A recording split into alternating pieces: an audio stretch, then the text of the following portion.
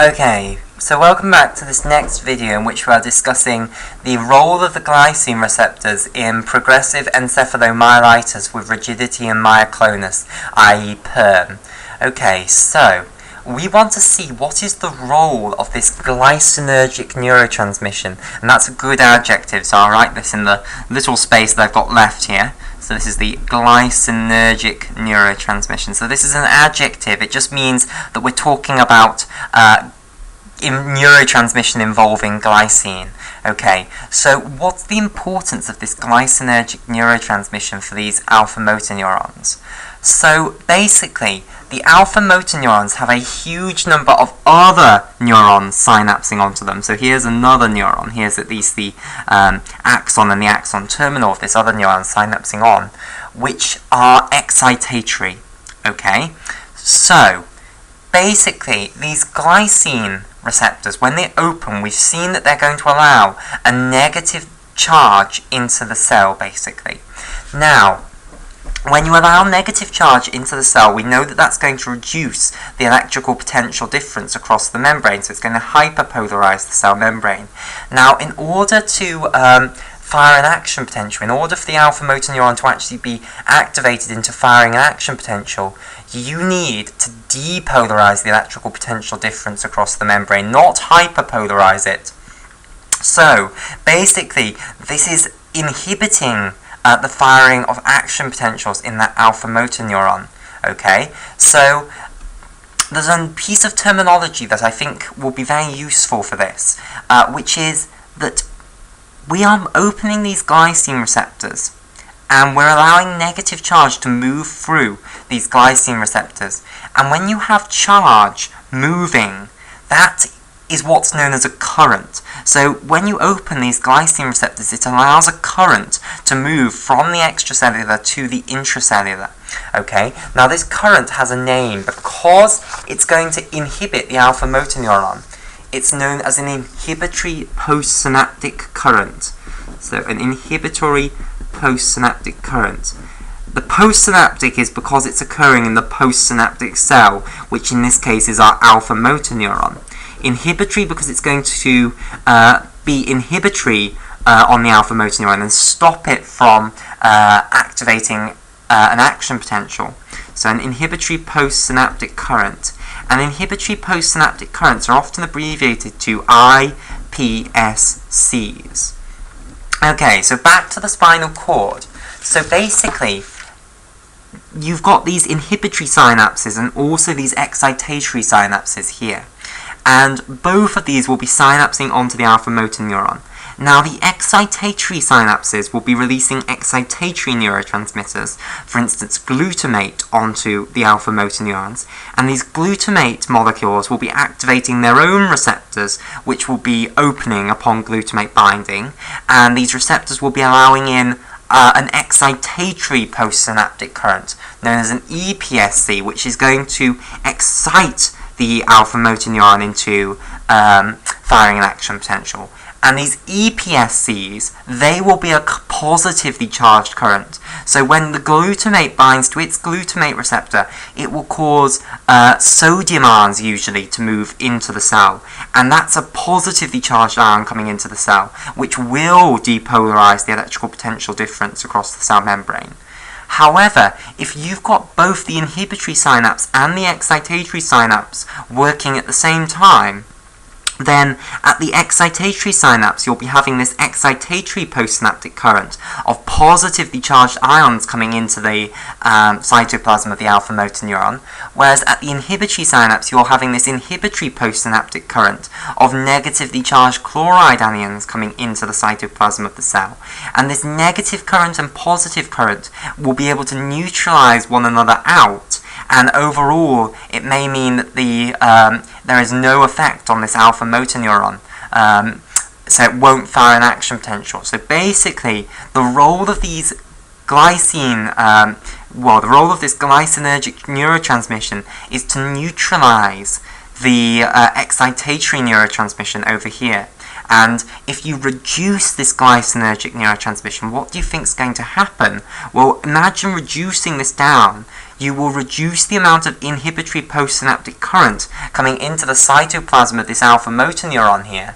And that means that these excitatory synapses that were previously neutralized by the inhibitory synapses, so the excitatory postsynaptic currents that were previously neutralized by the inhibitory postsynaptic currents, those will no longer be neutralized. They'll be unmasked, basically. We couldn't see any effect of them before because they were being inhibited or neutralized or counterbalanced by the inhibitory synapses. But now, once you've removed the inhibitory synapses, these will suddenly start to have an effect, and they will overstimulate this alpha motor neuron. They will cause it to actually fire action potentials where previously it had not. So basically, if you reduce glycinergic neurotransmission, you're going to get this alpha motor neuron firing too easily, basically, too often, and that will result in muscle contractions. So it may well lead to convulsions, basically, involuntary contractions of muscle. Okay, so that's what's going to actually happen, we'll see, in progressive encephalomyelitis with rigidity and myoclonus. Okay, but we'll come on to that later.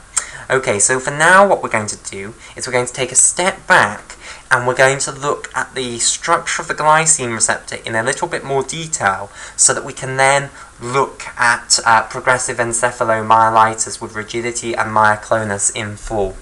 Okay, right. So, let's now look at the structure of the glycine receptor.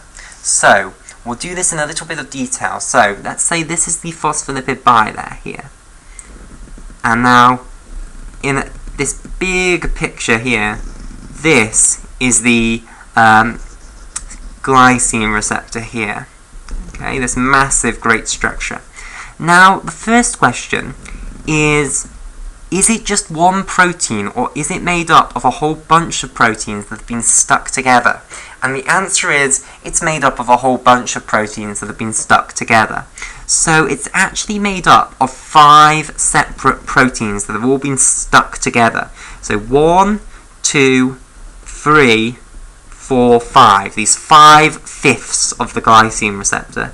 Okay? So here they are. So, it's basically a pentamer, which means that it's made up of 5 separate constituent subunits. Okay? Now, what we'll do now is pull out a single one of these subunits. So let's pull out this single subunit here, which I'm highlighting now up in blue. And this blue highlighter really has gone a horrible colour. Okay, so I'm highlighting this single subunit in blue here. And we're now going to pull that subunit out and have a look at its membrane-spanning topology. Okay, so at this point it's probably worth saying that the glycine receptors are a type of Cys-loop ligand-gated ion channel, which is what this video is doing in a playlist on Cys-loop ligand-gated ion channels. Okay, so all Cys-loop ligand-gated ion channels have a pentameric structure like this. So glycine receptors are not, by any stretch of the imagination, the only Cys-loop ligand-gated ion channels. Other more famous examples, in fact, it's a dwarf in this group. There are far more famous examples. So, for instance, the nicotinic acetylcholine receptor, probably the most famous of the Cys-loop ligand-gated ion channels. Then, second in line would be the GABA-A receptors. Okay, and then also in the family of Cys-loop ligand-gated ion channels is the serotonin or the 5-hydroxytryptamine free receptors. Okay, so all of these types of receptor family are within the Cys-loop ligand-gated ion channels. So glycine receptors are in good company, basically. And all Cys-loop ligand-gated ion channels are pentamers. They all are made up of 5 constituent subunits. And they all, if you look at the structure of these subunits of the glycine receptor, they all have a certain membrane-spanning topology, which is what we're going to study now. So for this, I need to probably make a comment that this is the extracellular fluid here, or the ECF, and on this side of the membrane, we then have the cytoplasm. Okay, and that was the same in this picture up here. This side was the extracellular fluid, the ECF, and this side was the cytoplasm. Okay, so we then have the amino group here of the protein. So now let's draw the structure of this protein subunit of the glycine receptor out. So here's the amino group, and then you have a structure which is the structure after which this entire receptor is named. It's the Cys-loop. Okay, so this is a loop in the polypeptide structure that is held together by disulfide bonds between cysteine residues in that polypeptide. Okay, then the polypeptide continues on, so it has 4 membrane-spanning alpha helices following this. So we have the first membrane-spanning alpha helix here, the second membrane-spanning alpha helix, the third membrane-spanning alpha helix, then a large loop between the third and the fourth membrane-spanning alpha helix, and then finally you have the C terminal of the polypeptide over here. So let me highlight the important structures in this protein subunit. So here in turquoise, these are the membrane-spanning alpha helices, okay, and they're named M1 through M4. So the first membrane-spanning alpha helix, the one that's closest to the amino terminus, is M1, then followed by M2, M3, and then finally M4. So this is M1 through M4, okay. Then you have this large loop connecting the M3 membrane-spanning alpha helix and the M4 membrane-spanning alpha helix. Now, this is known as the intracellular loop, okay? It's also called the M3-M4 loop, but I think intracellular loop is a more common name here that's referred to as, okay? And this is equal to the M3-M4 loop.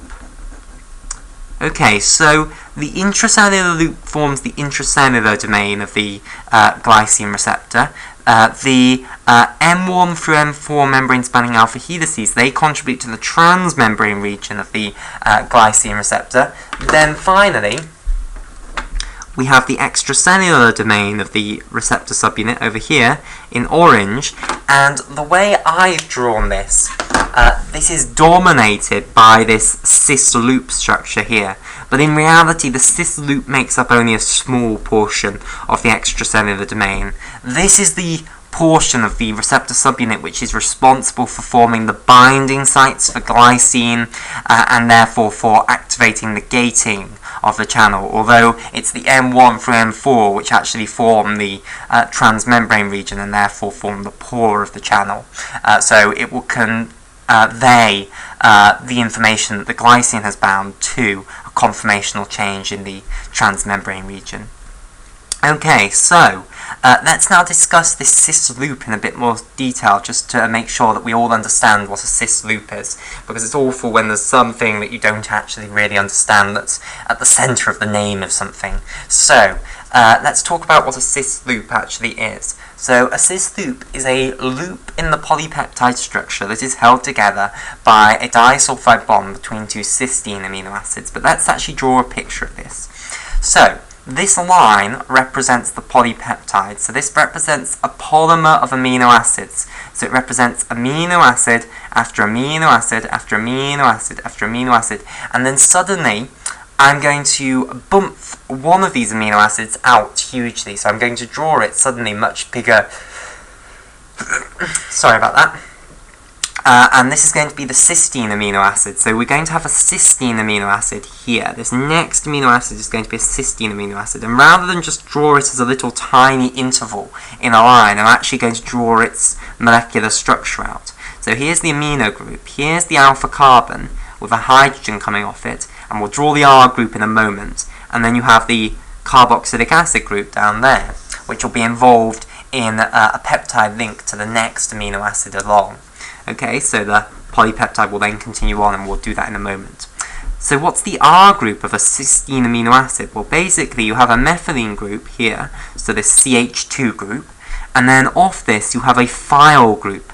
Now a phyl group is like an alcohol group. It's a sulfur bound to a hydrogen. So it's very similar to an alcohol group, except instead of an oxygen bound to a hydrogen, instead you have a sulfur bound to a hydrogen. Okay, and sulfur is in the same group of the periodic table as oxygen. Okay, so it's got similar chemical properties. Now, you might ask, well, why haven't you drawn the hydrogen on here? And I'm being fortuitous, basically, is my answer.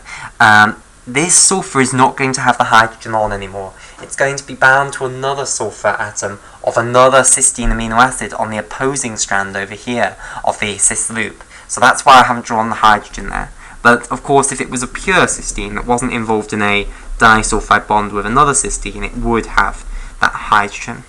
Okay, so here comes the next cysteine on the opposing strand. So in between we've got loads of amino acids which I'm too lazy to draw. So then what you have off this amino group is the alpha carbon, which will have a hydrogen bound to it. And then the R group of this will be a methylene group. And then finally another thiol group.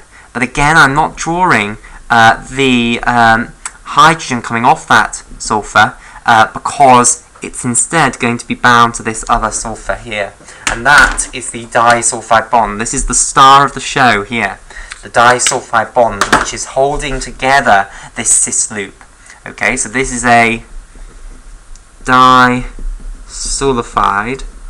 bond, also often referred to as a disulfide bridge. You'll hear people refer to disulfide bridges when they're talking about proteins all the time. Okay, whoops, what am I doing? Disulfide bridges, not bridges. Okay, so, basically this is called a cis-loop because it's a loop in the polypeptide structure and it's held together by this disulfide bond between two cysteine amino acids. And the 3-letter amino acid code for cysteine is just cis, C-Y-S. Okay, right, so that's then a little bit of a discussion of the structure of a glycine receptor. So you have 5 of these receptor subunits which have membrane-spanning topology like this. You make 5 of those and stick them together like so to make a glycine receptor pentamer.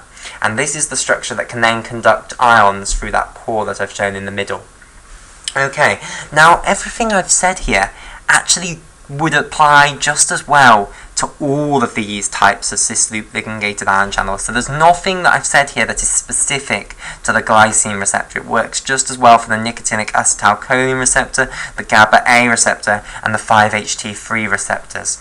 However, now what we're going to do is talk about something that is not transferable, which is how many genes do you actually have for glycine receptor subunits. So, the simple scenario, if this was a perfect world for medical students, would be for there to be one gene called the glycine receptor subunit gene. And this gene would be used 5 times, so you would use this gene 5 times to make 5 identical proteins, and you would then stick these 5 identical proteins together to make a glycine receptor. The reality is that the world is not that simple, and we'll see how it's not that simple in the next video.